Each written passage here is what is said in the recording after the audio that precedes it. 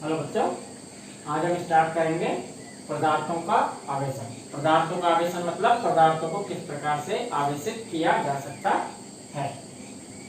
तो पदार्थों को आवेशित करने की मुख्यतः 3 विधियां हैं। पहली है घर्षण द्वारा, दूसरी है चालन द्वारा और तीसरी है प्रेरण द्वारा। प्रेरण द्वारा ज्यादा पढ़ेंगे हम, ये इम्पोर्टेंट है, ये एनसीईआरटी में भी ज्यादा दे रखी है और आगे भी इसका यूज होगा। तो सबसे पहले स्टार्ट करते हैं हम घर्षण द्वारा किसी पदार्थ का आवेशन। घर्षण आप जानते हैं, घर्षण क्या होता है। जब दो सतहों के बीच अपेक्षित गति होती है तो हम उसे घर्षण कहते हैं। तो अगर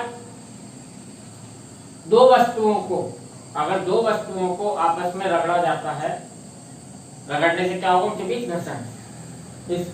तो अगर दो वस्तुओं को आपस में रगड़ा जाता है तो क्या होता है, एक वस्तु के इलेक्ट्रॉन दूसरी वस्तु में स्थानांतरित हो जाते हैं। किसी भी वस्तु के इलेक्ट्रॉन किसी वस्तु में हो सकते हैं, ये उनकी कैरेक्टरिस्टिक है, ये उनका अपना चरित्र है। तो जब दो पदार्थों को आपस में रगड़ा जाता है तो उनके इलेक्ट्रॉन एक दूसरे में स्थानांतरित होते हैं। जो वस्तु इलेक्ट्रॉन देती है वह धनावेशित हो जाती है तथा जो वस्तु इलेक्ट्रॉनों को लेती है, इन्हीं इलेक्ट्रॉनों को लेती है, वो कैसी हो जाती है, धनावेशित। तो पहले मैं इसको लिखता हूं और इसको एक्सप्लेन करता हूं। घर्षण द्वारा जब, यानी मैं ऐसे लिख सकता हूं, घर्षण क्या है, रगड़ना। जब दो पदार्थ लिख देता हूं, जब दो पदार्थों को आपस में रगड़ा जाता है तो एक पदार्थ के इलेक्ट्रॉन दूसरे पदार्थ पर स्थानांतरित हो जाते हैं। यानी कि अगर दो वस्तुओं को रगड़े, मान लीजिए मैं मार्कर को रगड़ रहा हूं, तो घर्षण की वजह से क्या होगा, कुछ इलेक्ट्रॉन इधर या इससे इधर स्थानांतरित हो जाएंगे। ये बहुत मामूली स्थानांतरण होता है आवेश का, प्रैक्टिकली बहुत कम दिखाई देता है, पर मैं कुछ एग्जाम्पल अभी आपको बताऊंगा इसके। जब दो पदार्थों को आपस में रगड़ा जाता है तो एक पदार्थ से इलेक्ट्रॉन दूसरे पदार्थ पर स्थानांतरित हो जाते हैं। जो पदार्थ इलेक्ट्रॉन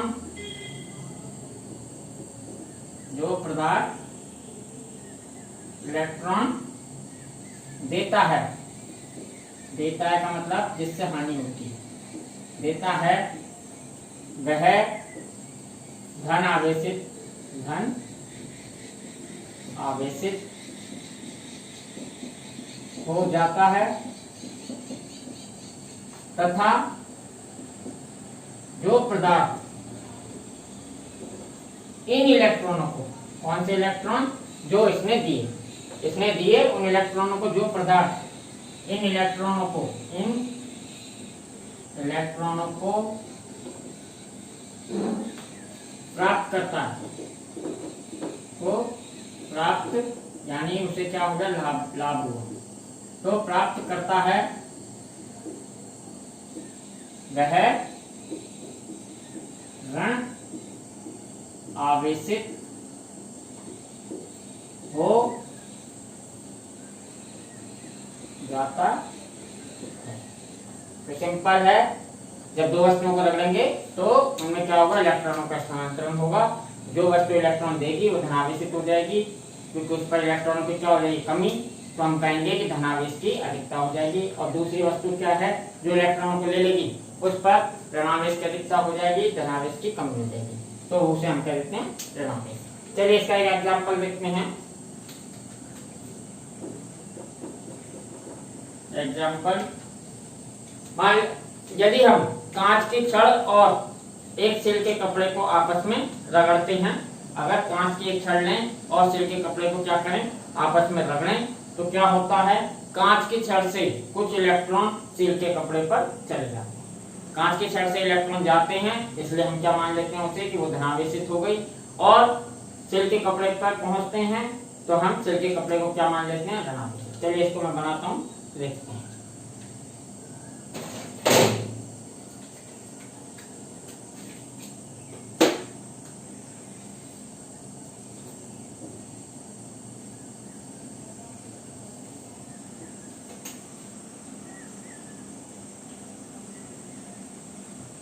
मान लीजिए ये हमारी क्या है, कांच की छड़। ये मान प्रारंभ में मान लेते हैं ये कैसी है, उदासीन। क्या है ये, उदासीन। प्रारंभ में इसे मान लेते हैं ये उदासीन, या ये कह सकते हैं अनावेशित। अनावेशित यानी आवेशित नहीं। और एक ले लेते हैं हम सिल्क का कपड़ा, है? ये मान लीजिए क्या है, सिल्क का कपड़ा। सिल्क की साड़ी वगैरह आपने बहुत पढ़ी है ना, सिल्क। तो ये कपड़े की प्रकार है सिल्क का, ठीक है। कॉटन होता है जैसे, ऐसे सिल्क। तो मान लीजिए अगर ये उदासीन है तो उदासीन का मतलब होता है कि इसमें समान संख्या में इलेक्ट्रॉन होंगे, समान संख्या में ही प्रोटॉन होंगे। तो मैं इसमें लिख लेता हूं 1 2 3 4 5 6। मान लीजिए इसमें 6 नंबर्स ऑफ पॉजिटिव चार्ज है और 6 से कितना होगा, नेगेटिव, इक्वल है। तो हम इसे क्या देते हैं, उदासीन। वैसे मैंने आपको बताया था कि पदार्थ के छोटे से टुकड़े में भी बहुत सारे इलेक्ट्रॉन होते हैं 10 टू द पावर 24 की रेंज के। कितने, 10 टू द पावर 24 रेंज के। तो ये मैं सोचिएगा कि 5-6 इलेक्ट्रॉन ले लिए तो मैंने ना कि हो गया काम। ये जस्ट आपको समझाने के लिए, एग्जाम्पल के लिए आपको बस बताया जा रहा है। इसका कोई ऐसा मीनिंग नहीं कि बस 5-6 इलेक्ट्रॉन होंगे, बहुत ज्यादा होंगे, ठीक है। चलिए, तो मैंने इसमें ले लिए और इसमें मान लेता हूं मैं 1 2 3 4 5। इसमें 5 मान लेता हूं। ये भी उदासीन है, तो जितने इसमें पॉजिटिव चार्ज होंगे ये भी मान क्या है, उदासीन या अनावेशित, ठीक है। अब हम क्या करते हैं, अगर इन दोनों को रगड़ा जाए, क्या किया जाए, आपस में रगड़ा जाए। रगड़ने पर अगर इनको आपस में रगड़ा जाए तो क्या होगा, इससे कुछ इलेक्ट्रॉन, कांच की छड़ से कुछ इलेक्ट्रॉन किस पर चले जाते हैं, सिल्क के कपड़े पर। देखते हैं,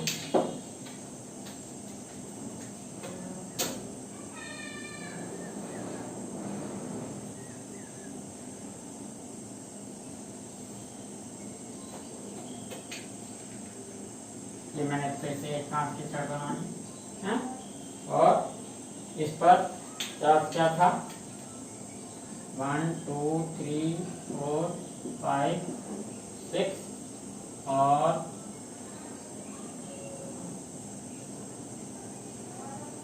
ये कांच का, ये सिल्क का कपड़ा, इस पर लगावे था 1 2 3 4 5 6। 1 2 3 4 5 और धनावेश भी प्लस प्लस प्लस प्लस। चल अब देखते हैं, मान लीजिए यहाँ से कुछ इलेक्ट्रॉन, यहाँ से कुछ इलेक्ट्रॉन इधर चले गए। मान लीजिए मैंने ये मान लिया कि यहाँ से 2 इलेक्ट्रॉन इधर चले गए। यहाँ से 2 इलेक्ट्रॉन रगड़ने के कारण क्या हुआ, मैंने कहा था रगड़ने से क्या होता है, इलेक्ट्रॉनों का स्थानांतरण। तो मान लीजिए कांच के छड़ से इधर 2 इलेक्ट्रॉन चले गए, तो मैं यहाँ से क्या कर देता हूँ, 2 इलेक्ट्रॉनों को हटा देता हूँ। अब ये इलेक्ट्रॉन कहाँ पहुंचे, इस पर, तो इस पर 2 इलेक्ट्रॉनों की अधिकता हो जाएगी। यहाँ पर मैं 2 इलेक्ट्रॉन बढ़ा दिया। तो अब अगर हम देखें इस पर क्या है, बट पॉजिटिव चार्ज कितना है इस पर, 7e। अगर इसके कुल चार्ज की बात की जाए, इस बॉडी के कुल चार्ज की बात की जाए, कुल चार्ज या नेट चार्ज की बात की जाए, तो 7e प्लस माइनस के कितने हैं? 1 2 3 4, 4 है, 2 4 6, ये 6 हैं और ये कितने हैं? 4। तो कितने हो गए? प्लस के 2e। तो हम ये कह देते हैं इसके ऊपर कितना चार्ज आ गया? प्लस का 2e। कितना चार्ज आ गया इसके ऊपर? प्लस का 2e। अगर इसकी बात करें तो इसमें प्लस का कितना है? 1 2 3 4 5, यानी प्लस 5e, प्लस माइनस के कितने हैं? 1 2 3 4 5 6 7, तो कितने होगा? Minus 7e। तो इस पर टोटल चार्ज कितना आ जाएगा? माइनस 2। तो हम इसे कह देते हैं इस पर टोटल चार्ज कितना आ गया? माइनस का 2e। इसका माइनस का 2e। तो इस तरीके से हम ये कह देते हैं कि ये धनावेशित हो गई और दूसरी क्या हो गई?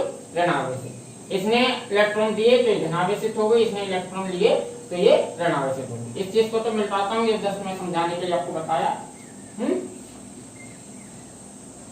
तो हम इसे अब मैं ये कह सकता हूं कि ये कैसी हो गई? धन आवेशित, धन आवेशित, ठीक है। कांच की छड़, कांच की छड़ धनावेशित हो गई और सिल्क का कपड़ा क्या हो गया? ऋणावेशित, ऋण आवेशित। ये क्या हमारा? सिल्क का कपड़ा, सिल्क का।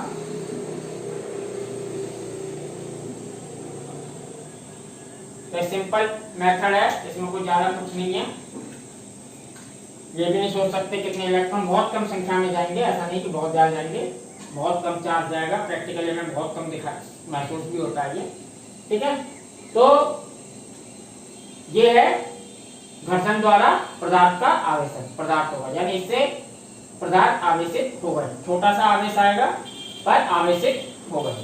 इसमें कुछ और बातें हैं, उनमें भी डिस्कस कर देता हूँ। इंपॉर्टेंट बात इसमें यह है कि इसके ऊपर और इसके ऊपर, दोनों के ऊपर आवेश कैसा आया? परिमाण, यानी मात्रा वाइज बात करूं तो क्या समान है, पर प्रकृति वाइज की बात करूं तो विपरीत है।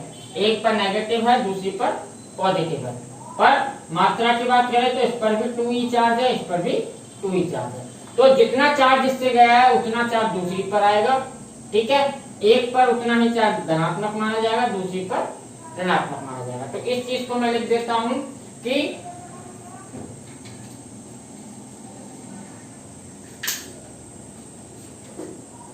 लिख देता हूं इस प्रक्रम में दोनों पदार्थों पर समान मात्रा परंतु विपरीत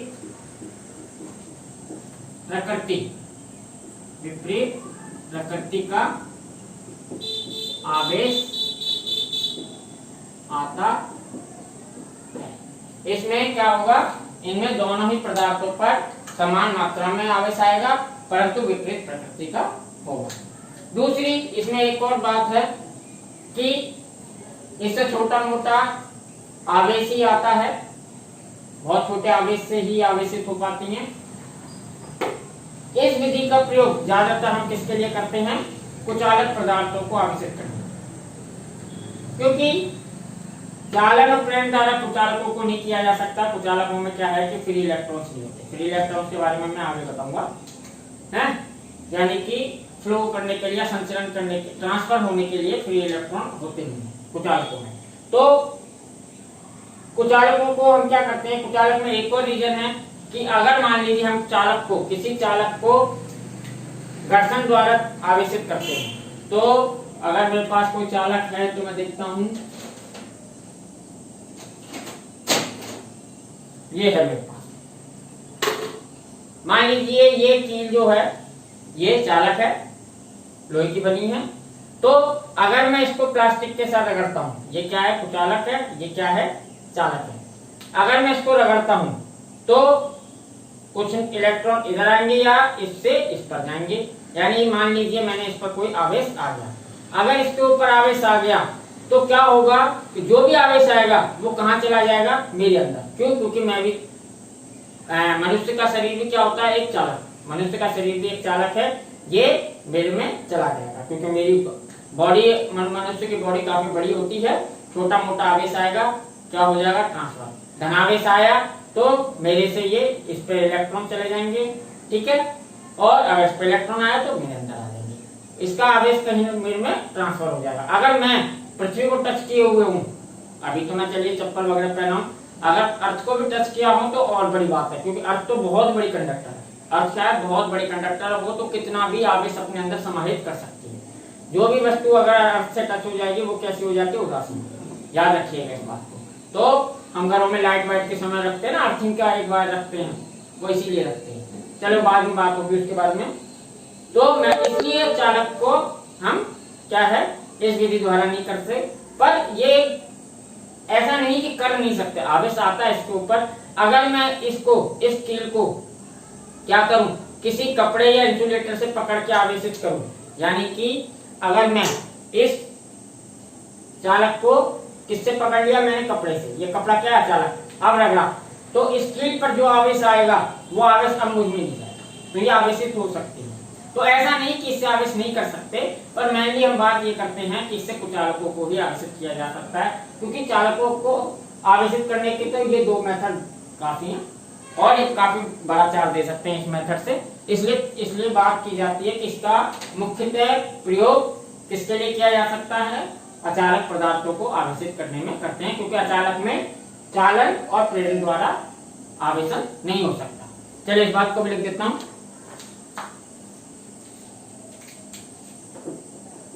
इस प्रक्रम का मुख्यतः उपयोग मुख्यतः अचालक पदार्थों को आवेशित करने में उपयोग होता है। यानी इसका मैंने किसके लिए करते हैं, कुचालक चालक के लिए। ये दो विधियां हैं, इन्हें चालक के लिए करते हैं, बाकी करना चाहें तो छोटा मोटा आवेश आ सकता है। चलिए इसके कुछ एग्जांपल मैं आपको प्रैक्टिकल लाइफ में बताता हूँ। नॉर्मली इसका कोई ऐसा फिजिक्स में बहुत ज्यादा यूज नहीं है कि इससे बहुत बड़ा आवेश आ जाएगा, पर आप जनरल लाइफ में देखते रहते हैं। जैसे कि आप बचपन में देखते थे कि स्केल को अगर हम बालों से रगड़ते थे और उसे एक पेपर से टच करते थे तो पेपर उस स्केल से क्या होता था, रिफ्लेक्ट होना शुरू हो जाता था। यानी कि एक ऐसा स्केल बालों से इसे रब किया यानी रगड़ा, तो रगड़ने से क्या हुआ, इसके ऊपर कुछ इलेक्ट्रॉन आ गए या इससे कुछ चले गए या आवेशित हो गया। अगर उस कागज के पास इससे विपरीत आवेश है तो कागज को अट्रैक्ट करना स्टार्ट कर देता था। उस समय हम कहते थे मैजिक है, तो मैजिक नहीं, वो क्या था, आवेश की। और परमाणु में विपरीत आवेश आकर्षित करते हैं तो क्या है कि आवेशित हो जाती है। और यह अचालक है तो इसको मैं टच भी करूं तो इसका आवेश क्या है कि मुझ में नहीं जाएगा। ठीक है, इस तरीके का एक और बहुत अच्छा एग्जांपल है। अगर आपकी कार काफी दूर से ट्रेवल करके आए तो आप उसका अगर दरवाजा खोलें तो आप उसमें चट चट की आवाज सुनाई देगी, या कई एक दो दिन से खड़ी हो तो आप उसमें जब दरवाजा खोलते हैं तो उसमें एक अजीब आवाज शुरू होती है, चट चट की आवाज। वो क्या होता है कि जब कार चलती है तो एयर के फ्रिक्शन के कारण यानी वायु के घर्षण के कारण कुछ आवेश कार की बॉडी पर आ जाता है। कार की बॉडी मेटेलिक है तो उससे प्रवाहित होता हुआ आवेश किस पर जमा हो जाता है, रबड़ पर, जो कि कार के डोर के बीच में लगी होती है। एक इसमें है रबड़ की स्ट्रिप लगी होती है, उस रबड़ की स्ट्रिप पर जमा हो जाती है। तो जब हम खोलते हैं तो उस आवेश के कारण हमें वो चिट चिट की आवाज सुनाई देती है, तो वो भी घर्षण के कारण ही आवेश है। तो ऐसे छोटे मोटे कई एग्जाम्पल है घर्षण के कारण आवेश के। जैसे कि बसों में जर्नी कर रहे हो तो जब हम बस पर जर्नी कर रहे होते हैं तो सीट पर रगड़ते हैं, इधर उधर सरकते हैं, गाड़ी चल रही है धक्के लगते हैं तो इधर उधर सरकते हैं, तो उसके सरकने की वजह से हमारे अंदर हमारी बॉडी में क्या आ जाता है, कुछ आवेश आ जाता है। और जैसे ही हम किसी उसके बस के मेटेलिक पार्ट को टच करते हैं तो कभी कभी हमें थोड़ा सा हल्का सा झटका सा महसूस होता है। तो इस तरीके कई एग्जाम्पल हैं, तो इनको याद रखिए, ये बहुत ज्यादा इंपॉर्टेंट नहीं है, पर आवेशों की उत्पत्ति में इसी का योगदान था। आवेश की हिस्ट्री बहुत पुरानी है, मैं उस पर नहीं जाऊंगा, पर उस समय लोगों ने सिर्फ सिंपल यही देखा था कुछ पदार्थ जैसे सिल्क वगैरह, ये कपड़ों में जब ये पहनते थे तो कुछ अजीब चिटचिट की आवाज आती थी। फिर उन्होंने कांच की छड़ वगैरह को रगड़ के देखा, कांच की छड़ को सिल्क के कपड़े से टच करके देखा, कांच की छड़ को आपस में भी दोनों को रगड़ के दोनों को आपस में करके देखा। इस तरीके के कई सीरीज ऑफ एक्सपेरिमेंट किए और बाद में ये कंक्लूजन निकला था कि आवेश दो प्रकार के होते हैं, धनावेश और ऋणावेश। ये तो 300-400 साल पहले पता चल गया था। एक्चुअल में इलेक्ट्रॉन वगैरह तो अभी 19वीं सेंचुरी के लास्ट में मिले हैं, ठीक है।